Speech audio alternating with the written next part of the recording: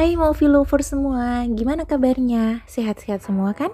Hari ini Mochi akan kembali menceritakan alur cerita film yang seru banget. Masih ingat tsunami tahun 2004 di Aceh? Nah, alur cerita film kita kali ini akan menceritakan bagaimana menyeramkannya tsunami yang terjadi di Thailand tanggal 26 Desember 2004. Banyak keluarga yang berubah kehidupannya setelah kejadian tsunami ini. Dan ini adalah kisah nyata yang terjadi pada satu keluarga di peristiwa mengerikan itu.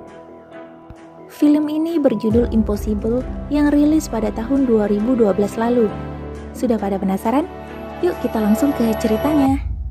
Scene bermula dari sekeluarga bahagia berjumlah 5 orang yang sedang berlibur ke resort di Thailand. Saat itu adalah malam Natal. Perjalanan menuju hotel sangat menyenangkan dan indah. Keluarga ini terdiri dari sang ayah yang bernama Henry, sang ibu bernama Maria, anak yang pertama bernama Lucas, anak yang kedua bernama Thomas, dan yang ketiga bernama Simon. Saat mereka tiba, mereka menyukai tempat tersebut karena memang lokasi hotel sangat-sangat indah. Berbagai hal menyenangkan dilakukan oleh keluarga bahagia ini, mulai dari dinner, menerbangkan lampion, dan membuka hadiah-hadiah Natal. Kemudian bermain di pinggir pantai, berenang, dan lain sebagainya. Liburan itu tampak sangat menyenangkan. Hari liburan terus berlanjut. Saat itu, sang ayah bernama Henry menemani ketiga anaknya bermain di kolam renang. Sementara Maria, sang istri, mengawasi di pinggir kolam sambil membaca buku. Tiba-tiba listrik menjadi padam, dan angin bertiup sangat kencang. Burung-burung mulai bertebangan, suasana mulai tidak terasa nyaman. Maria mengejar kertasnya yang diterbangkan angin hingga ke balik kaca. Saat itulah, tiba-tiba pohon di sekitar pantai mulai roboh satu persatu.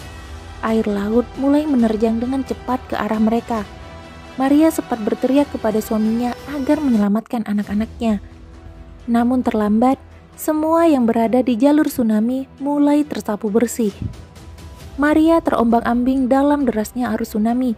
Hingga akhirnya dia berhasil bertahan dan memeluk kencang pohon kelapa. Semua sudah lenyap, keluarganya pun sudah tidak terlihat. Maria hanya bisa berteriak putus asa seorang diri. Tiba-tiba Maria mendengar suara anak tertuanya memanggil untuk meminta tolong. Dengan segera Maria melepas pegangannya di pohon dan berusaha berenang mengejar Lucas. Saat itulah Maria tertusuk potongan kayu. Tapi sepertinya Maria tidak merasakan sakitnya tertusuk. Maria lebih mengkhawatirkan sang anak. Lucas berhasil berpegangan, sementara Maria tidak berhasil. Maria terus terbawa arus. Namun, Lucas tak ingin kehilangan ibunya. Dia melepas pegangannya dan mengejar sang ibu sambil terus memanggil-manggil namanya. Saat mereka berhasil menaiki atap mobil yang hanyut, mereka kembali terjatuh ke air saat mobil itu menghantam sebuah pohon.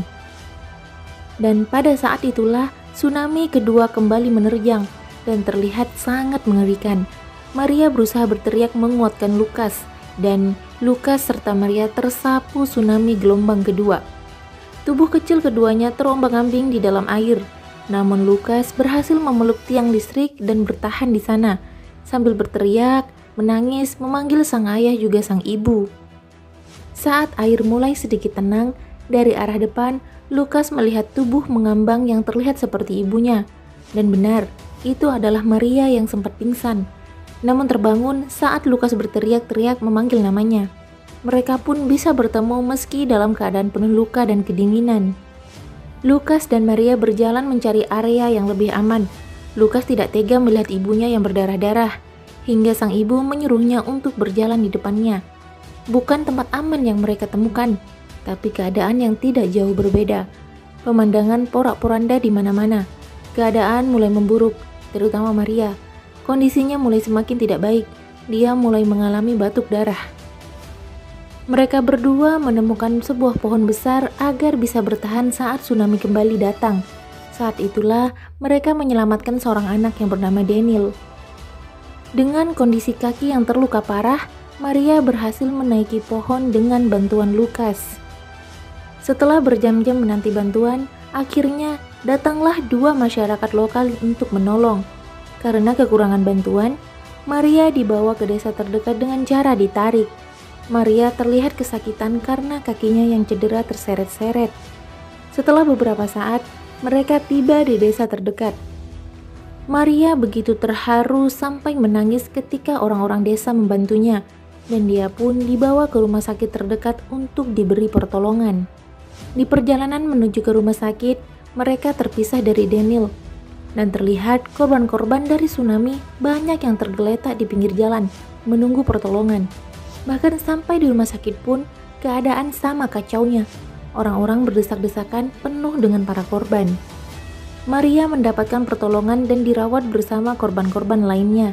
Tiba-tiba, Maria memuntahkan rambut-rambut dan benda-benda lainnya yang mungkin tertelan saat dia terombang-ambing di dalam air.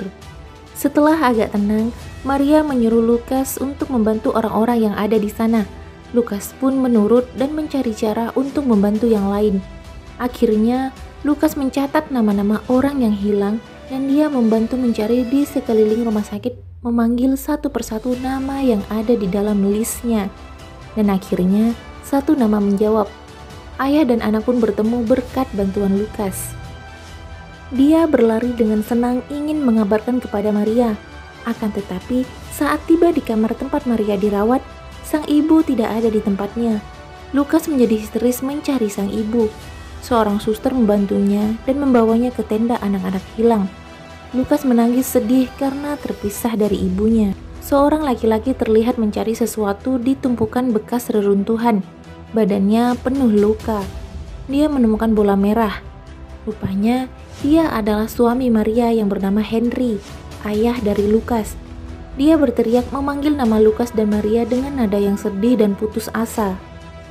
Lalu sang ayah berjalan lemas ke arah hotel yang sudah porak-poranda. Di sana, dia memanggil anak-anaknya yang bernama Thomas dan Simon.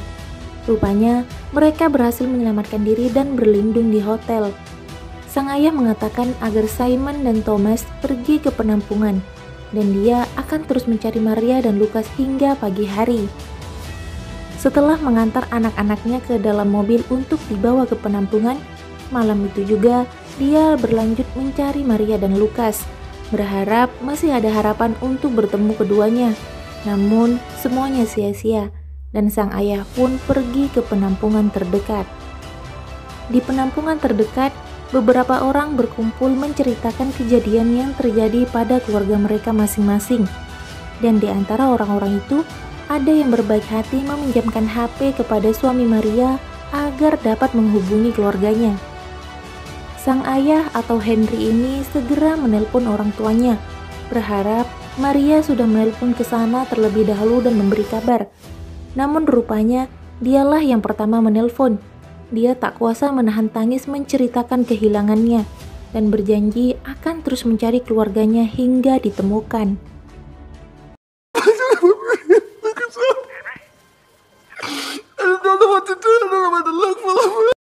Di tempat lain, di rumah sakit tempat Lukas dan ibunya dirawat, dia tidak bisa tidur. Tak lama, dia dipanggil oleh perawat dan diajak ke suatu ruangan. Dan di sana, dia bertemu dengan Maria. Rupanya Maria telah dioperasi di bagian dada dan harus melakukan operasi sekali lagi untuk bagian kaki, tetapi tidak tahu akan berhasil atau tidak. Di tempat lain, sang ayah tidak berputus asa. Dia terus mencari ke berbagai tempat dan berbagai rumah sakit. Bahkan, tumpukan mayat pun juga dia datangi, tetapi tak ditemukan info tentang Lukas dan Maria. Kemudian, scene berpindah kepada Simon dan Thomas. Mereka berdua terlihat berada di atas mobil bak terbuka bersama anak-anak yang lainnya. Mereka tidak tahu akan menuju kemana. Simon berkata ingin ke toilet, tapi Thomas menyuruhnya untuk bertahan sebentar lagi. Di rumah sakit, Lukas sedang menunggui Maria yang semakin lemah. Wajahnya terlihat berubah menjadi keunguan, dan dia memakai tabung oksigen. Sang ayah tiba di rumah sakit terakhir. Saat dia akan mencari, supir mobil berkata tidak bisa menunggu lama-lama. Akhirnya, sang ayah meminta waktu 5 menit untuk mencari ke dalam rumah sakit terakhir dan mereka mau menunggu. Sementara itu, di dalam rumah sakit, luka Maria semakin memburuk dan kondisinya melemah. Dia terlihat kelaparan. Lalu, Lukas bergegas pergi untuk mencari makanan dan menutup tirai ruangan Maria. Sementara itu, di bagian papan pengumuman, sang ayah sibuk mencari daftar nama pasien yang dirawat dan yang meninggal. Dan rupanya di arah yang berlawanan, Lukas lewat untuk mencari makanan. Mereka ada di dalam satu rumah sakit, tapi karena begitu ramai, mereka tidak berhasil bertemu. Saat Lukas mengantri mengambil bahan makanan, Lukas melihat sang ayah yang berjalan menjauh. Dia bergegas mencari dan mengejar sang ayah, tapi tempat itu terlalu luas dan ramai. Di tempat lain, Simon yang tidak tahan ingin buang air kecil bergegas lari saat mobil berhenti di depan rumah sakit untuk buang air kecil di semak-semak.